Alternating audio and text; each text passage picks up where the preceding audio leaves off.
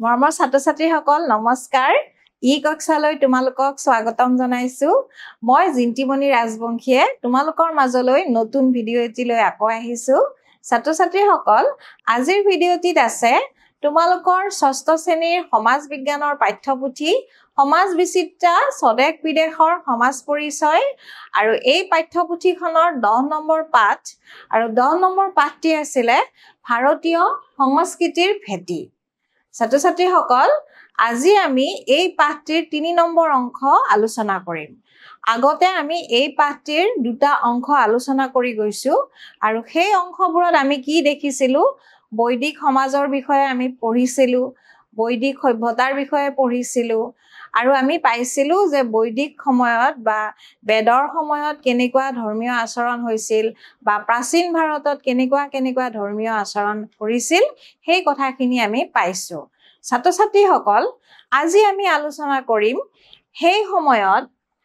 অন্যান্য কিছুমান মতবাদ বা অন্যান্য কিছুমান ধৰ্মীয় বিশ্বাসো আমাৰ ভাৰতবৰ্ষত প্ৰচলন আছিল আৰু সেই সমূহৰ বিষয়ে আজিৰ ভিডিঅ'টিত আমি আলোচনা কৰিম ছাত্ৰ-ছাত্ৰীসকল আহাচোন আমি আৰম্ভ কৰো অন্যান্য মতবাদ আৰু জনজাতীয় বিশ্বাস অন্যান্য মতবাদনো কি আছিল আমি বেদৰ কথাখিনি পাইছো তাত আমি বেদত কি ধাৰণা দিছে সেইখিনিও পাইছো এতিয়া অন্যান্য মতবাদ বুলি কওঁতে কি কৈছে যে ভাৰতীয় সংস্কৃতিয়ে বিভিন্ন দিশত বৈচিত্ৰ্য আকোৱালি লৈছে ইয়াৰ সানে কি ভাৰতত প্ৰচলিত বিভিন্ন মতবাদ আৰু ধৰ্মীয় বিশ্বাসসমূহত ফুটি উঠিছে ছাত্ৰ-ছাত্ৰীসকল আমি জানো যে ভাৰতবৰ্ষ এখন বিশাল দেশ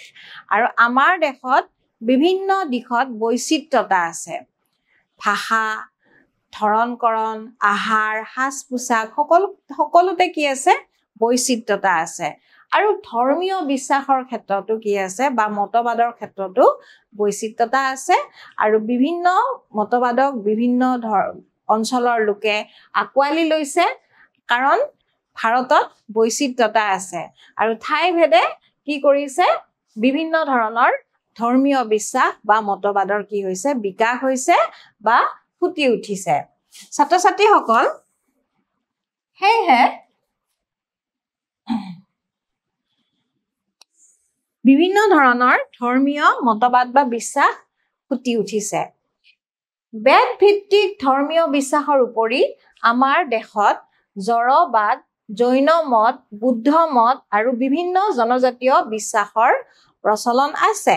আমি পাই আহিছো যে বেদ ভিত্তিক আমি ধৰ্মীয় বিশ্বাসৰ কথা পাইছো তাৰ উপৰিও আমাৰ দেশত যেহেতু আমাৰ দেশখনত কি আছে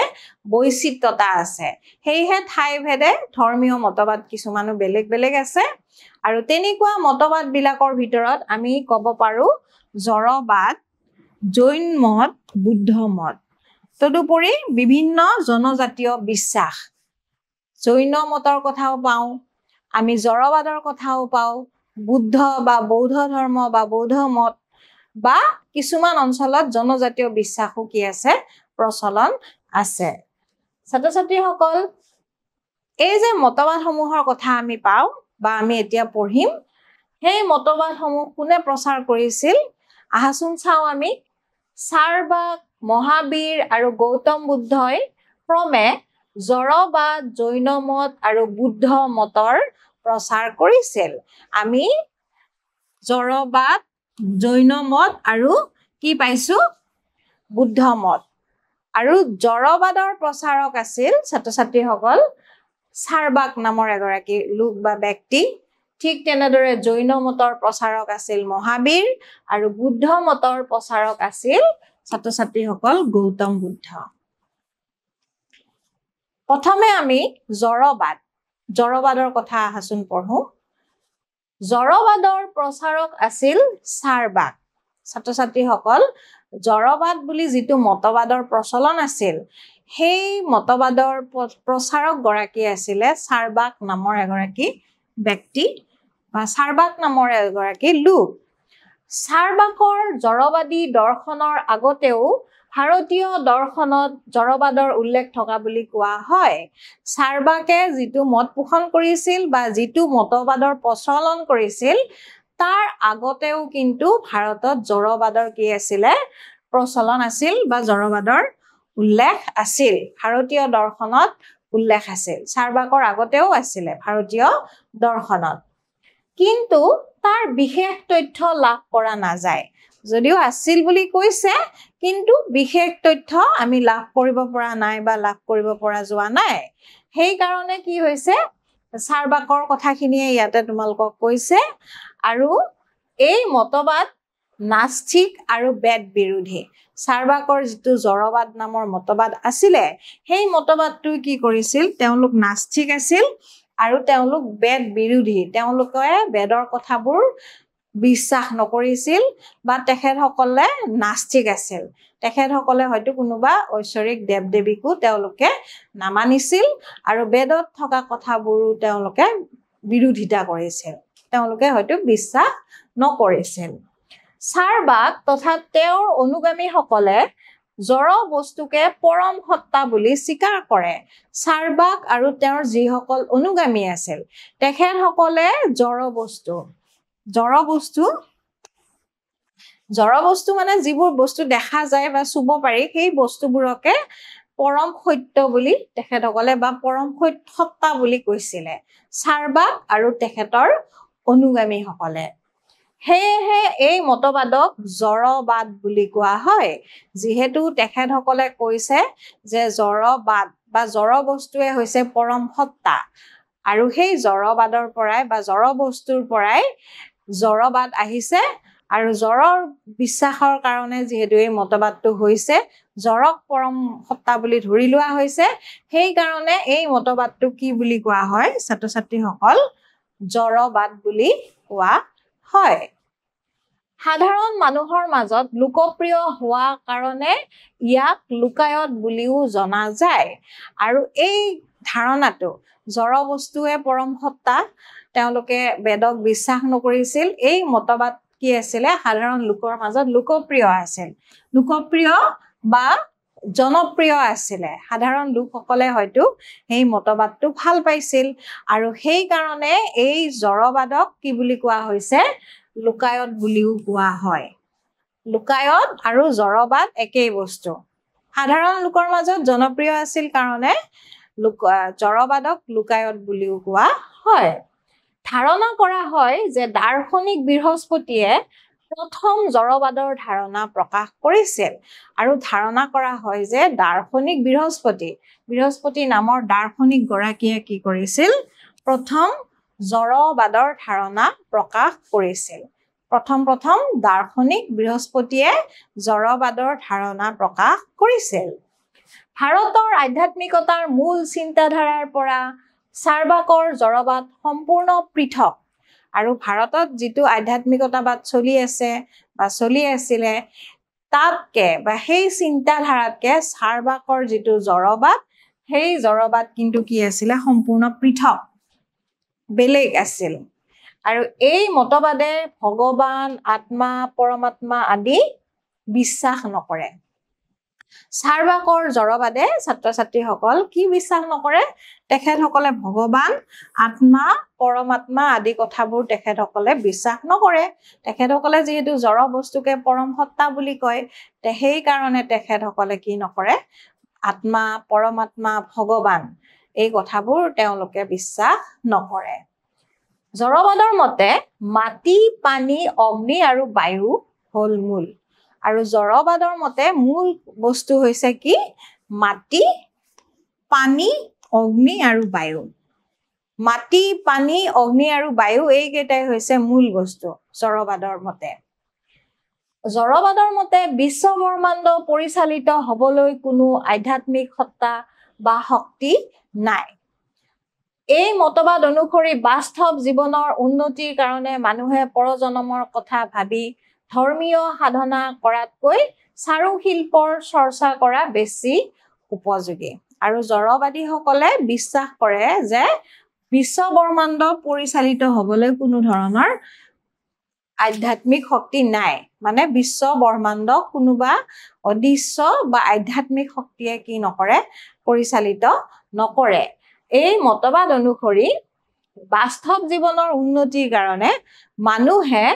পৰজনমৰ কথা ভাবি ধৰ্মীয় সাধনা কৰাতকৈ চাৰুকলাৰ চৰ্চা কৰা বেছি উপযোগী আৰু তেওঁলোকৰ মতে যে মানুহে বাস্তৱ জীৱনৰ উপকাৰ বা বাস্তৱ জীৱনত উন্নতি হ'ব বুলি লোকসকলে যে ধৰ্মীয় আচাৰ ব্যৱহাৰ বা পৰজনমত ভাল হ'ব বুলি ধৰ্মীয় আচাৰ ব্যৱহাৰ বা যাগযজ্ঞ যে কৰে তেওঁলোকৰ মতে এই যাগযজ্ঞ বা ধৰ্মীয় আচাৰ ব্যৱহাৰতকে চাৰুকলাৰ চৰ্চা কৰাটো বেছি উপযোগী সেইবোৰ কৰিলে বেছি লাভৱান হয় বুলি জড়বাদৰ লোকসকলে বা জড়বাদীসকলে বিশ্বাস কৰে ছাত্ৰ ছাত্ৰীসকল এইখিনি আছিলে জড়বাদৰ কথা আৰু জড়বাদৰ প্ৰথম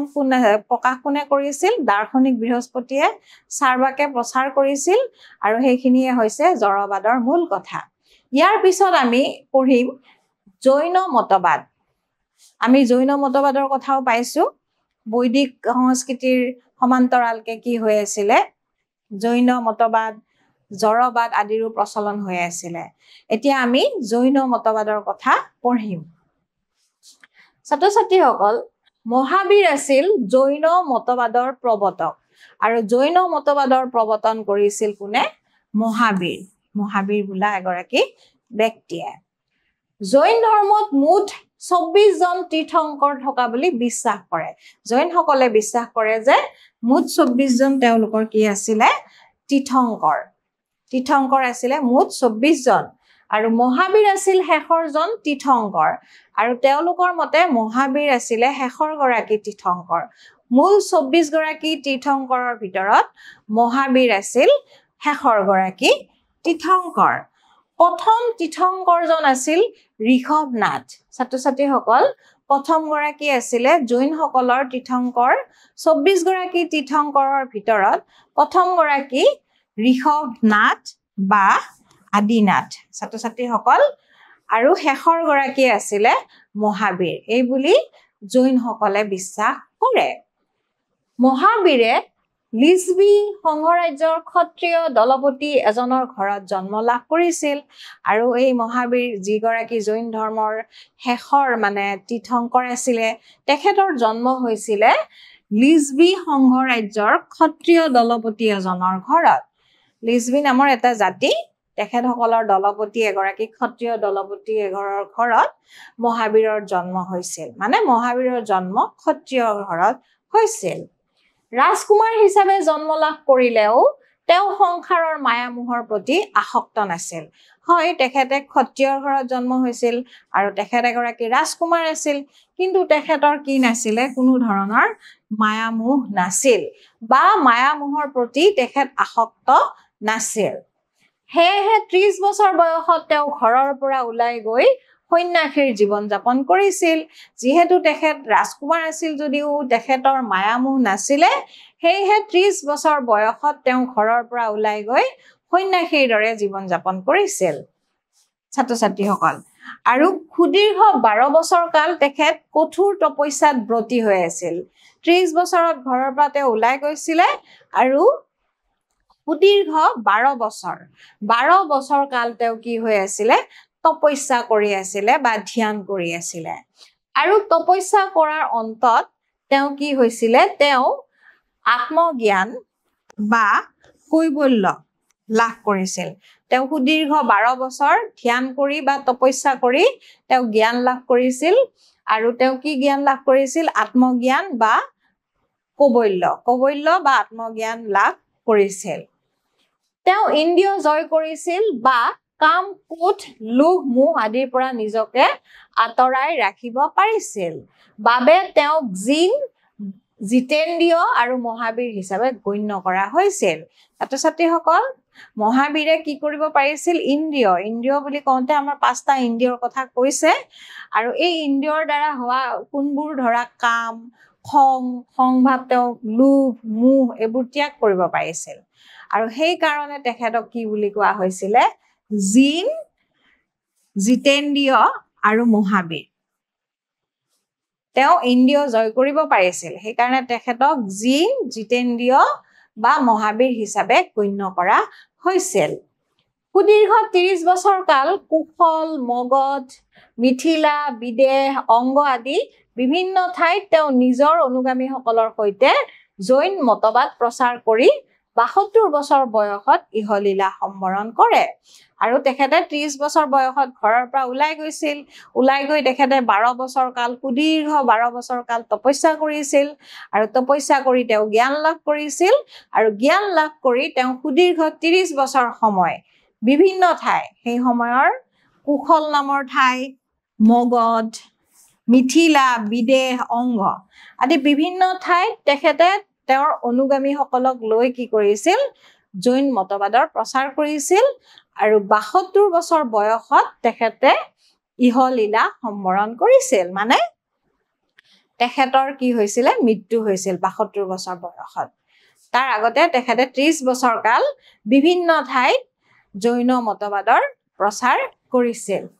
তেওঁৰ মতবাদবোৰে অতি সোনকালে এটা ধৰ্মৰ ৰূপ পায় যাক জৈন ধৰ্ম বুলি অভিহিত কৰা হয় আৰু ইয়াৰ অনুগামীসকলক জৈন বুলি কোৱা হয় তেখেতে যে এই তেখেতৰ জৈন মতবাদ প্ৰচাৰ কৰিছিল আৰু সেই মতবাদ কি হৈছিল সোনকালে এটা ধৰ্মৰ ৰূপ পাইছিল আৰু সেই ধৰ্মটোৰ নামে আছিল জৈন ধৰ্ম ছাত্ৰ-ছাত্ৰীসকল ধৰ্মটোৰ নাম আছিল জৈন ধৰ্ম আৰু তেখেতৰ যিসকল অনুগামী আছিল অনুগামীসকলক বোলা হৈছিল জৈন ধৰ্ম আছিল জৈন ধৰ্ম আৰু অনুগামীসকলক বোলা হৈছিল জৈন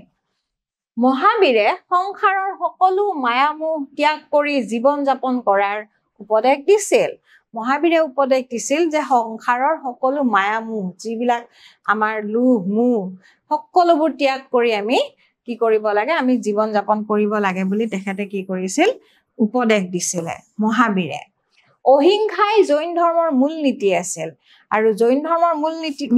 নীতি আছিল ছাত্ৰ-ছাত্ৰীসকল অহিংসা অহিংসা মানে কাকো হিংসা নকৰা অহিংসাই আছিল মূল নীতি জৈনসকলৰ যাগ যজ্ঞ জাতিভেদ আৰু বলি বিধান এই ধৰ্মত নিষিদ্ধ আৰু এই ধৰ্মত তেওঁলোকে কি নকৰিছিল যাগ যজ্ঞ জাতিভেদ আৰু বলি বিধান তেওঁলোকে নামানিছিল বা নামানে যাগ যজ্ঞ নকৰে তেওঁলোকে বলি বিধান নিদিয়ে আৰু তেওঁলোকৰ মাজত কি নাই জাতিভেদ নাই সীমিত সম্পত্তি আৰু মিতব্যয়ী জীৱন নিৰ্বাহত জৈন ধৰ্মই গুৰুত্ব দিয়ে আৰু জৈন ধৰ্মই গুৰুত্ব দিয়ে যে সম্পত্তি কি ৰাখিব লাগে সীমিত মানে কম পৰিমাণৰ যিখিনি প্ৰয়োজনীয় সেইখিনি ৰাখিব লাগে আৰু কি আছিল তেওঁলোকে বিশ্বাস কৰে যে মিতব্যয়ী জীৱন যাপন কৰিব লাগে মিতব্যয়ী জীৱন যাপন কৰিব লাগে আৰু সম্পত্তি কি ৰাখিব লাগে সীমিত ৰাখিব লাগে এই ধৰ্মই পুনৰ্জন্ম আৰু কৰ্মফলত বিশ্বাস কৰে জৈনসকলে ছাত্ৰ-ছাত্ৰীসকল পুনৰ্জন্ম তেওঁলোকে বিশ্বাস কৰে যে মানুহ মৰিলে বা মৃত্যু হোৱাৰ পিছত আকৌ জন্ম হয় আৰু কৰ্মফল বুলি ক'লে ছাত্ৰ-ছাত্ৰীসকল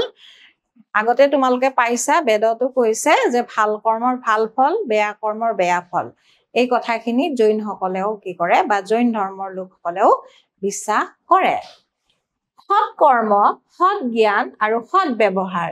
এই তিনিটা নীতি মানি চলিলে আত্মাই পুনৰ জন্মৰ কষ্টৰ পৰা ৰেহাই পায় বুলি জৈনসকলে বিশ্বাস কৰে জৈনসকলে বিশ্বাস কৰে যে সৎ কৰ্ম সৎ জ্ঞান আৰু সৎ ব্যৱহাৰ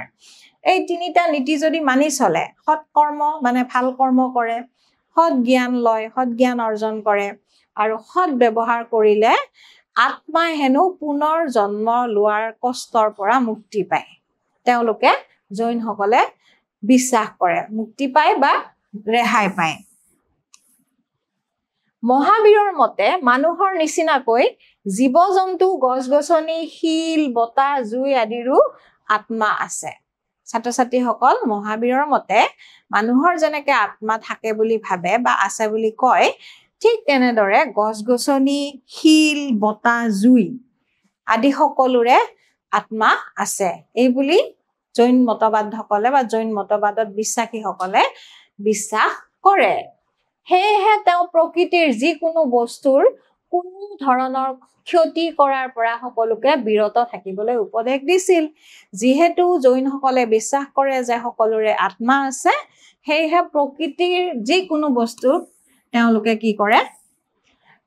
ক্ষতি কৰাৰ পৰা বিৰত থাকিবলৈ উপদেশ দিছিল মানে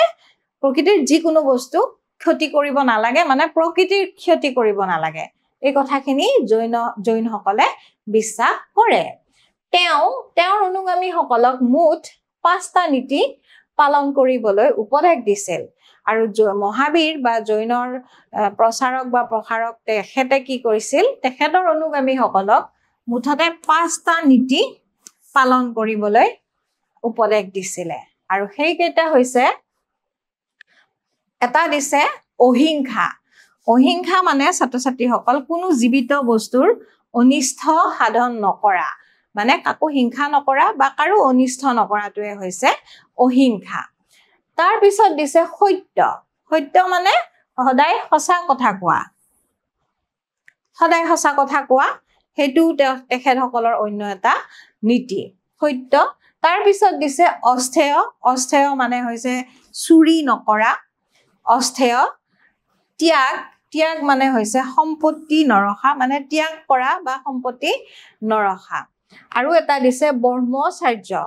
ব্ৰহ্মচাৰ্যটো দিছে ব্ৰহ্মচাৰী জীৱন যাপন কৰা ছাত্ৰ-ছাত্ৰীসকল জৈনসকলে বা জৈন মতবাদ মতে এই 5টা নীতি তেখেতসকলে অনুকৰণ কৰিব লাগে আৰু নীতি কেইটা হৈছে অহিংসা সত্য অস্থেয় ত্যাগ আৰু ব্ৰহ্মচাৰ্য এই 5টা নীতি পালন কৰিব লাগে বুলি জৈন ধৰ্মত বা জৈন ধৰ্মীয়সকলে উপদেশ দিয়ে আৰু তেখেতসকলে সেই নীতি 5টা পালন কৰে ছাত্ৰ-ছাত্ৰীসকল আমি এইখিনি জৈন ধৰ্ম বা জৈন মতবাদৰ কথা পঢ়িলো আৰু আমাৰ আছে কিছু অংশ আমি পিছৰ অংশত আমি আলোচনা কৰিম আজিলৈ আমি এৰিব লাগিব এৰাৰ আগতে তোমালোকলৈ দুটা মূল্যায়ন ৰাখিছো আৰু মূল্যায়ন দুটা আছে খালি ঠাই পূৰ কৰা হিচাপে 1 নম্বৰটো দিছে দাৰ্শনিক দেশ প্ৰথম জড়বাদৰ প্ৰকাশ কৰিছিল দাৰ্শনিক বৃহস্পতিয়ে ছাত্ৰ-ছাত্ৰীসকল দাৰ্শনিক বৃহস্পতিয়ে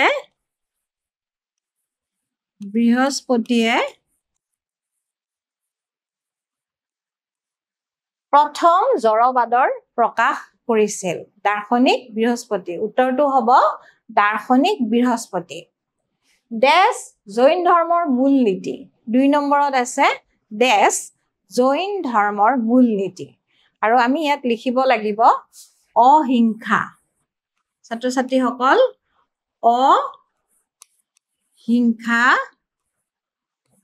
অহিংসাই জৈন ধৰ্মৰ মূল নীতি অহিংসা মানে কাকো হিংসা নকৰাটোৱে হৈছে জৈনসকলৰ মূল নীতি ছাত্ৰ-ছাত্ৰীসকল আমাৰ এই অংশটিৰ সামৰণি মাৰিব লাগিব নতুন ভিডিঅ' লৈ মই তোমালোকৰ মাজলৈ আকৌ আহিম আজিলৈ এৰিছো ধন্যবাদ